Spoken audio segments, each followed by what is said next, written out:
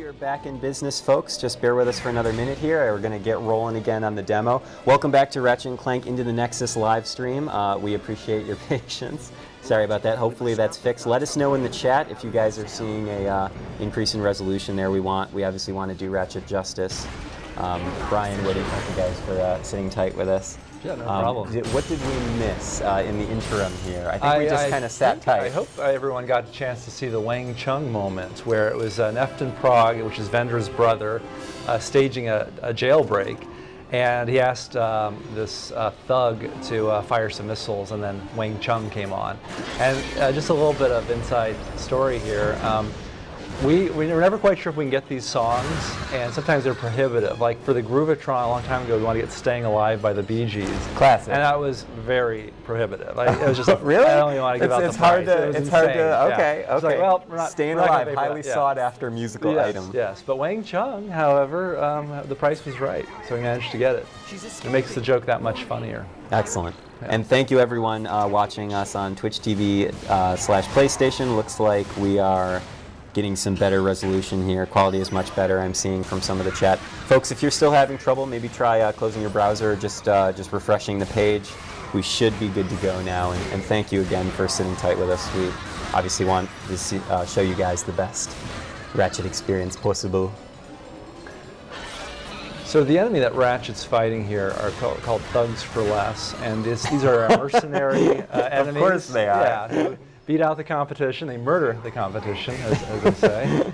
And longtime fans will recognize them from Going Commando, where they were hired to do some dirty work. Ready to take another question? Oh yeah, let's do it. This is from Dino131313. Okay. There's 3 sets of 13 there, Okay. just to be clear. What are weapons like? As in previous games, let's say they've been a bit wacky. What are we looking at for weapons this time around? Can we dish on anything? Yeah, sure. Well, Dino131313. I missed a 1-3 there, I think. No, I think you're, okay. well, you're close enough. We always love coming up with crazy weapons, and this game is no exception. We have a few new weapons that we've announced. We've got the Nightmare Box, which ties into our whole kind of spooky theme, where you throw out this box and it will unleash this insane creature that scares enemies to death. Okay. And if it doesn't, well, yeah. That's so no if an enemy's nearby and this thing pops up, it'll scare them to death. And if they don't get scared to death, they'll at least attack it. It's a great distraction weapon. Okay, great. And then we have a whole upgrade system too, where you can upgrade it to fire out this protoplasmic goo that will damage enemies. Yes. We have another weapon called the Winterizer, which turns enemies into snowmen. So every single enemy has a different snowman version of themselves. And this is kind of like previous weapons like the Groovatron, where you want to throw out and see each enemy's different style of dance. Yeah, exactly. Well, for this one, you can throw it out and see their own snowman version. Okay, excellent. I love winter. I love snowmen. I feel like you're just trying to sell me on this. And it's got a holiday theme too, so it plays Christmas music as it's unleashing death. It looks like some folks are asking, I just missed it. Hold on, Brian. Sit tight. Where did that, there it goes. Are you allowed to talk about an upgrade system at all? Yeah. Okay, this is from Kevin7557. We're getting a lot of numbers in our names today. Yeah, well, let's talk about the upgrade system. Yeah, we've had many different upgrade systems throughout the years with Ratchet and Clank, and my favorite has always been the Tools of Destruction one, and that is where you can buy upgrades with Raritanium. And so in this game, when you go into the vendor, you'll have this like hex grid, and you have all these little upgrades that you can purchase with Raritanium.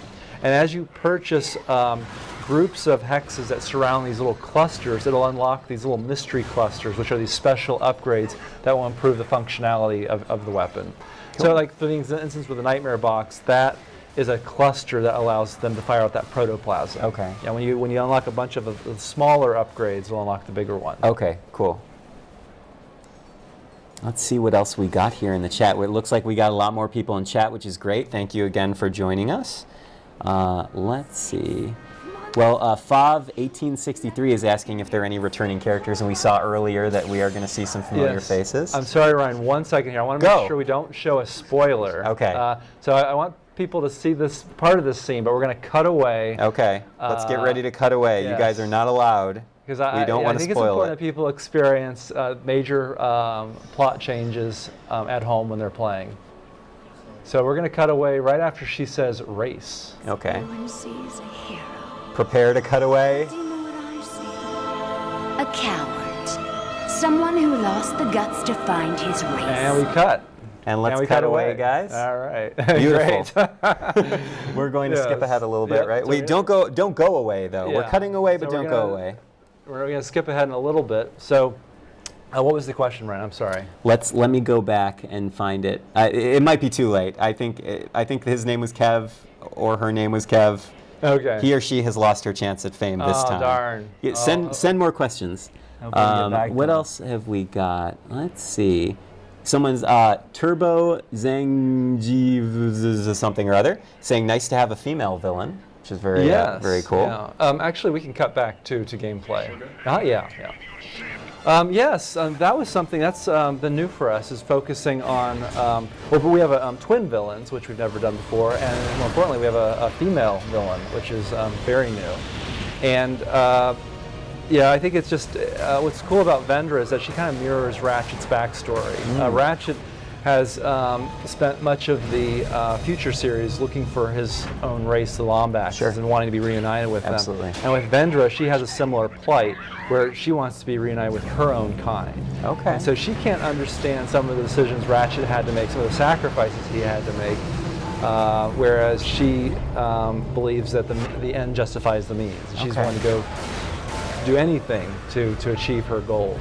So we can kind of empathize with her a little bit. Yeah, absolutely. Despite her terrible power and her ability to put Ratchet in certain doom. Yeah, and I think that's what makes up any great villain, is that you can kind of empathize where they're coming from. And they have a certain level of charisma, you can understand who they are, but they're a little bit twisted, and they go a little too far. A little too far. Yeah. Always a little too far. Let's see, what else we got in the chat? Remember, you can send us your questions. Just come to our chat room, twitch.tv/PlayStation. Well, it's not really a room. It's like a box. It's a box. It's not a room, but anyway. Or a closet. And I'll pass them along to Brian so we can talk more about Ratchet. Let's see, what else have we got? Oh my gosh, this chat is going so fast. And just to give kind of a little bit of context here, because people may be wondering, they can probably guess, essentially the whole ship that Ratchet was in blew up, and it's in pieces now. No way. Yeah. Did it? And that's not really the spoiler here. So Ratchet now has to navigate through space by grav leaping and find his way to safety. Now we have some folks asking about cooperative play. Now obviously All for One had a big cooperative element, but it sounds like this is going to be more story-centric. Is this a single-player focus here? Yeah, we wanted to get back to what's made the previous Ratchet and Clank games great, how it all started, which was really focusing on that single-player adventure. And there's a lot of different things you have to do when you want to support co-op, and a lot of times story has to take a back seat to that. So that's why we focus on a single player game. And yeah, like you said, with All for One, that's where we really focus on making a co-op Ratchet game.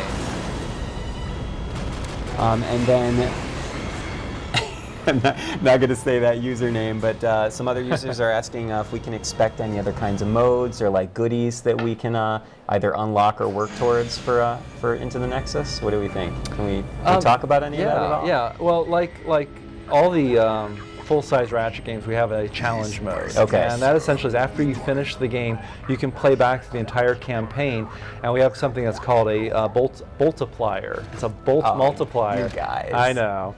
We can't resist. And so, actually, really quickly here, we're going to cut away again because there's another spoiler. So can we cut away, guys, real quick? Beautiful. Thank you very much. So we're going to. Oh, and it looks like one of my cohorts is giving away codes to Into the Nexus in the chat. So if you are watching us, you should definitely be paying attention in the chat.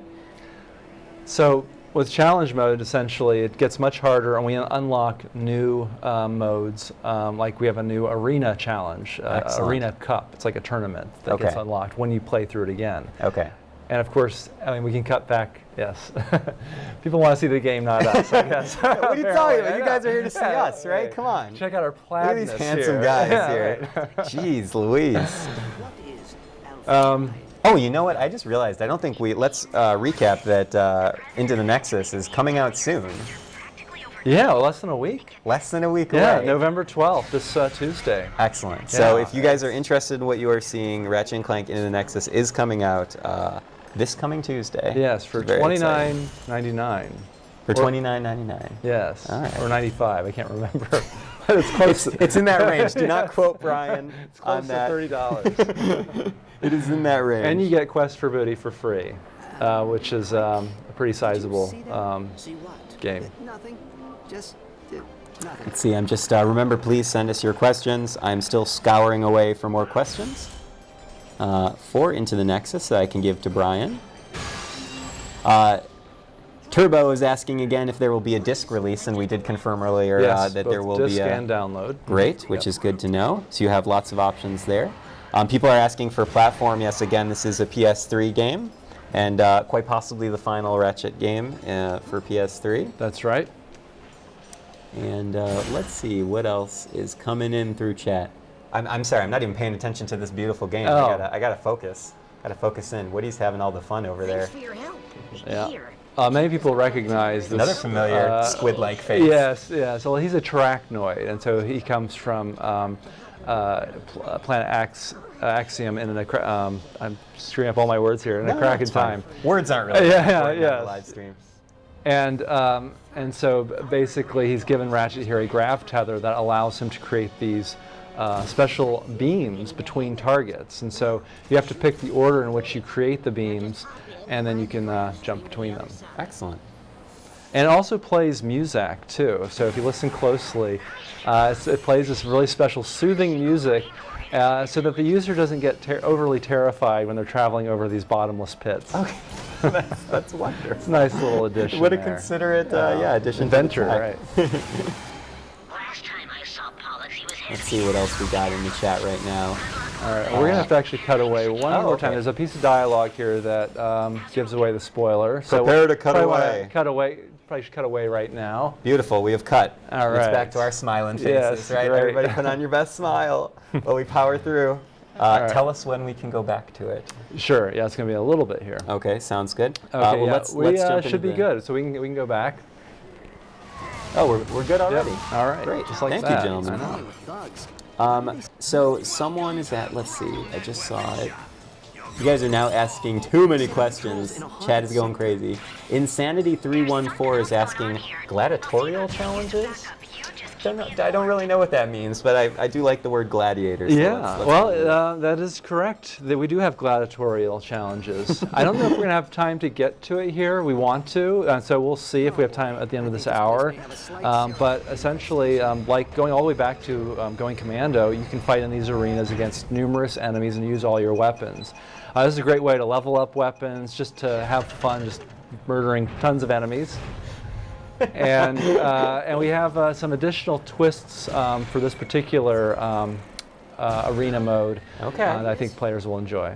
Excellent. I'm always down for a good twist. Let's see what else we have in chat. Are you allowed to talk about the trophies, Brian, on this one? What do we think? We are supporting trophies. Okay, excellent. Are Yeah. you allowed to talk about if there is a certain ultimate level trophy included? Yeah, I'll probably wait on that one. Okay, But I all can right. say we have both skill points and trophies. Okay. So like in previous games, you can earn skill points which are doing like these crazy maneuvers like take out X number of enemies in so many seconds, Okay. or you can play the Clank challenges, which we're going to be seeing in a little bit, where if you get it under a certain amount of time, or if you do it in a special way, you get skill points for that. Okay. So those are the more obscure rewards you get for doing secret things throughout the game. That's great though. I always like design like that because then it encourages multiple plays. It also kind of lets you experiment in different ways when you're playing, and I think that's really cool, especially for a game like Ratchet where there's so many kind of different ways to play within that sort of general structure, the overarching structure of going from beginning to end. You have all these weapons, all these beautiful worlds to explore. Yeah, we try to traverse. pack these games with a lot of depth and variety, and there's always something to find around every corner, and if you are curious and you explore further, you'll be rewarded. So Ronnie557 wants to know if there are unlockable skins in this game. Are we allowed to talk about that? Or would you like to stay silent? Yeah. We do have. We don't have like a bunch of skins you can unlock, but we do have this cool skin transformation that people will see later on. I'll tease that a little bit. Okay, it's kind of excellent. fun. Yeah. Look forward to skin which sounds horrifying. Let's be honest. It is kind of horrifying. Let's see. Some folks are asking if they're. Well, you know what? I'm not going to ask that one because I think that's going to spoil something. I don't want you guys to get spoiled. You want to talk about armor at all? Because armor has played roles in previous Ratchet games. Is that going to make an appearance here? Yeah, and that's whole part of the RPG economy system. So as you're earning more bolts, you can purchase armor and weapons. And so that's kind of the trade-off and decision you always have to make is, do I want to improve my defensive capabilities or do I want to go more offensive? What kind of player are you? I'm gonna say defensive. Yeah, it's a good guess. I actually. You're like, you're totally wrong. I'm offensive all the way. I just want to kill. No, I do a little bit of both. It all depends. So if I see a weapon that I really want, I might say, well, you know what? I'll go defensivist and just buy that bad boy. Brian Allgeier enjoys a healthy balance of offensive and defensive. Right. You've heard it here first on the Ratchet & Clank Into the Nexus live stream. So this is an example here of a bit more advanced grav tether challenge where you have to reuse the same target. And Woody here has to remove a grav tether and then recreate a new tether to go across this gap. And then he'll later have to move a target around, reverse a tether, and then hop back and forth to get through it. Okay. So there's a few of these type of challenges throughout the game where we wanted to challenge people in terms of their puzzle challenge skills. Excellent. Oh, these turning the cranks. Oh, man. Yeah, the bolt cranks here. So he's moved this. This is such a classic moment. Yeah. He's moved that target in place. Now he can create a beam across, and then he has to reverse this beam. It goes across here. Should we like be quiet? Is this a hard part? He's maybe done it like 1,000 times before. A couple at least. Just a few. Yeah. How does your team get inspiration for just the supremely diverse amount of worlds that Ratchet and Clank explore? I mean, and not only across this game, but across all the games. You guys have, kept up with the series for so long, and it's consistently surprising. Well, we embrace creative collaboration, so we oftentimes will all get into a room and just throw out a bunch of cool ideas. Cool. And no idea is too, impossible or too dumb. Just throw out anything, and that kind of raises the bar for us and challenges us to make these crazy things. We also have a lot of longtime Ratchet and Clank veterans who've worked on this game from the very first Ratchet. And a lot of times we can be our own worst competition. Sure. So it's almost like we need to have that memory of, oh yeah, did we do something like that before? Or is that very Ratchet-like? And so we're really good at being able to identify what might be new and what still fits within the Ratchet and Clank universe. Excellent. Because you yourself has been on the team for quite a while. You were design director on some of the PS2 games. That's right. For all of them, or when did you come in? Yeah, I was design director for all of the PS2 games. Okay. The very first one. Awesome. I was the lead designer, design director, as well as Chad Dezern, who was an artist and art director on the series. And then we've got Dave Gerton and Greg Baldwin and Craig Goodman. The list kind of goes on, and it's just really cool to be working with these guys. I took a bit of a break from the Ratchet and Clank games. I was working on Fuse for a while. Got it. And so it was really nice to come back to Ratchet and Clank. Which is out now on PS3. Right? That's right, yes. And Xbox. Oh wait, can I say that? No, we're going to have to ask you later. Right. Okay, excellent. Man, what is it like to be working on kind of a creative entity for so long, and kind of have this baby that you guys have been working on?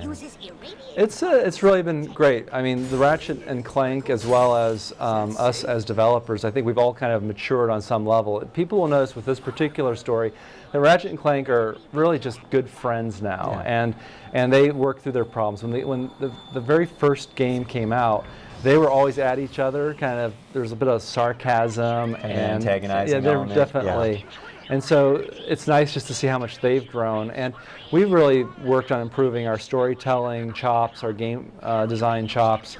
And as people can see here, just the visuals and graphics have improved. And so it's really nice to see how everything's matured.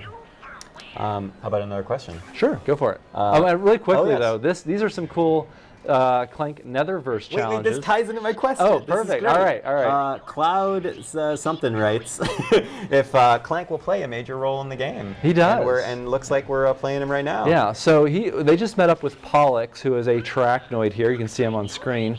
And he essentially has given Clank this ability, this rift cracker, which allows him to go into these rifts and break into the Netherverse. And this is a whole nother dimension where these various creatures live. And Clank has the ability to change gravity. So he can go up, down, and left and right and change gravity at will. And then we have these nether creatures. Nether snails. Yes, and they are essentially like these little dogs or snails that live in these little structures. And what he needs to do is lead them back to this rift here. Okay. And it's all part of Pollux's kind of crazy experiments to see what happens when they venture into the normal dimension. Oh, that's way less cute than I thought it was going to be. That thing's terrifying. Yeah, it's pretty threatening. Oh, man. Yeah, and so a lot of these challenges they're puzzle-like, they're more like action puzzles where you can move Clank around, you can actually shift objects around in the environment. And then we have an action component where you are under duress and trying to get away from the Nether Beast. And so here, as he comes into the normal dimension, he becomes unstable, He's blows just a bunch up. Of bolts. Yep. He was harmless after all. But he also opens up a passage, allowing them to progress. Okay, excellent. I'm going to have nightmares about that thing now. How are you controlling the gravity? Like, can we talk about like how that actually worked, like mechanically? Yeah. So it's the right stick controls gravity, direction the it's direction. going in? Okay. So instead of like what you'd use for the camera to control Ratchet, it's just you're changing gravity. Sure. Okay. And that way you can kind of quickly change gravity without taking your finger off the sticks. Just looking through chat again. Thank you, everyone, by the way, for not only joining us, but for submitting all these awesome questions. It gives me something to do on my computer. Everyone's asking for codes. We're trying. If only we could give everyone a code. So now we're in another Clank section here. Yeah, this is a bit more advanced where now it's about maneuvering objects in the environment. So these are little boxes that you can maneuver. And Clank can actually go right up to the boxes and pull them himself, or you can just change gravity to get them to move around. It's better if you use Clank for the more finer movements, like here where he had to get the box just over that gap. Sure. But then he could use gravity to then move the box onto the button. Do you have a lot of puzzle fans on the team? Because I mean, this must be fun stuff to design. I always feel like puzzles are such a great design challenge. Yeah, actually, Brandy Wilcox designed all these challenges. She's a designer, and she's actually kind of a designer-programmer hybrid. And she designed a lot of the Clank time challenges from A Crack in Time. Oh, which I loved. Those were so cool. Yeah, yeah. So she really gets into these puzzle challenges and makes you think. Excellent. And this is a situation where Clank had to, or Woody actually, had to move the box under duress. Who hasn't said a single word during our live stream? I don't even, his mic might not even be on. Oh no. I like to let Brian do all the talking. Yay, we got him to say something. Let's see. What Kevin7557 returns to the chat and says, right. "What happens if that thing catches you?" I'm assuming it's not a good well, you know, death.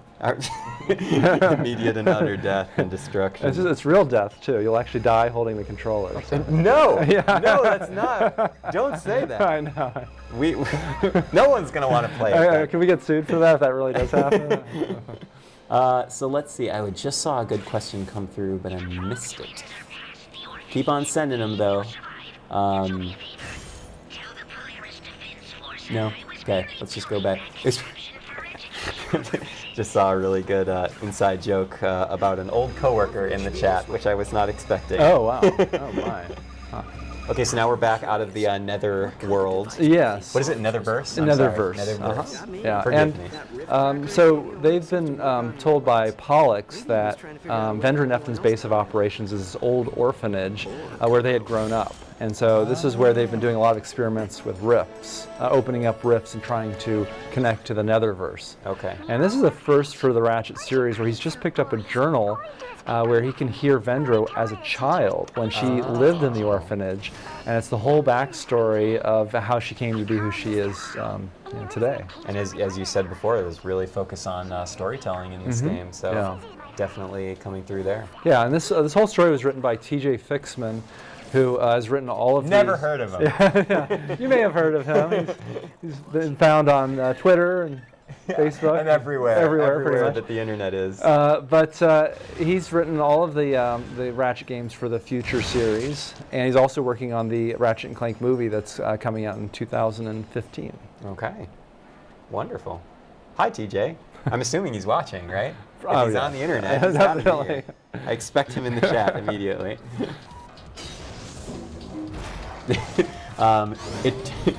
Eternal Darkness 100 writes, this is starting to sound pretty dark. So if anyone knows what's dark, it's Eternal so Darkness. he must love this. Loves this darkness.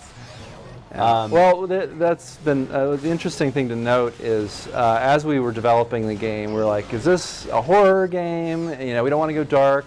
We'd done some experiments like on Deadlocked, you know, where we went kind of dark, and we're like, this is going spooky. Okay. So it's not Scooby-Doo spooky, but it's not, you know, Dead Space. So Okay. it's somewhere in between. Okay. And somewhere in between Quite the range. Scooby-Doo and Dead Space is where Into the Nexus falls. Okay, it's perfect. probably about halfway. It's super easy to pinpoint that right in there. But we do find that the humor can be funnier when it contrasts with some of the more spookier, darker moments. Let's just keep scrolling up through the chat here. And right here what we're witnessing is the front of the orphanage where it has a little welcome center. So a long time ago when the orphans were being admitted to their new home, these little robots would welcome them with these signs that they would hold up. And so Ratchet can, or Woody can, use these signs as platforms. Totally You have fine. to time it just it's not right. like the entire world is watching you right No, now. not at all. Every No potential pressure. error is being broadcast to the internet for all to see. This is a good time to go to chat right. and see if we have Here more he's got it questions. now. All right, we got Essentially, it, you got to we got wait it. for them all to go down and come back up. Yeah. Oh, oops. Wow. That's all right. Azure pressure. Cade writes, poor Woody. Yeah, see, no So pressure, true. right? Gotta love There we go. platforming, There we writes go. Pathophagy something? Pathophagy. All right, and he's got it. Yes. Hooray! Hey.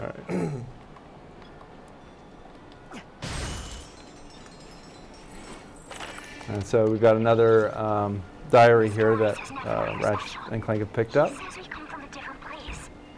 I told him I wanted to go there, but he says Neff and I have been I in didn't this think world it'd too get long to spookier survive than it. intergalactic orphanage. But you guys You never took it know. there. Bring me here. I'll need books. What are these Lots of scary books. looking pods? Quantum that This have is these, where like, the babies, cribs? they're cribs for all the babies. You know? This is actually a little spooky. Not recommended to play by yourself at home. Right. Connected to the evacuation of the sector. Well, it gets worse, so just you wait. I saw a good one. Let's see. One of our wonderful viewers is asking, where's the replay value with Ratchet and Clank? And as we were talking about before, you were mentioning a lot of different modes that kind of activate and you can go through as you beat the game, right? Do you want to just go over those real quick again? Sure, you certainly can go through challenge mode, and so that allows you to replay the campaign at a much harder difficulty mode, and it changes things up because you get to keep all of your weapons from the previous Okay. playthrough, Wonderful. and then you can continue to level up those weapons and then unlock the Omega upgrades. And so by collecting gold bolts throughout the entire game, you can then purchase those Omega upgrades, and those get even more powerful. Of course, there's also the Rhino, so as you collect all the different Rhino parts, you can build this Uber weapon that is. That was what I was trying not to ask you in case like you wanted to keep that a secret. Yeah, well, the rhino is back. Yes, it All is. right. Yeah, the plumber actually had been working on it, and he'd scattered the pieces all throughout the galaxy because it's so dangerous that he wanted to make sure it was safe.